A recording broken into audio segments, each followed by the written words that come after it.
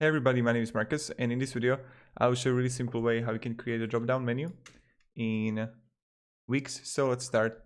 Like, this video is going to be really quick, so we can do it really fast. So what you want to do is just go to page home in left top corner and click manage pages. And when you're gonna be here, you're gonna see everything here. And what you want to do is just let's click on now playing, and let's just take it and add it here, and also add a snack bar here.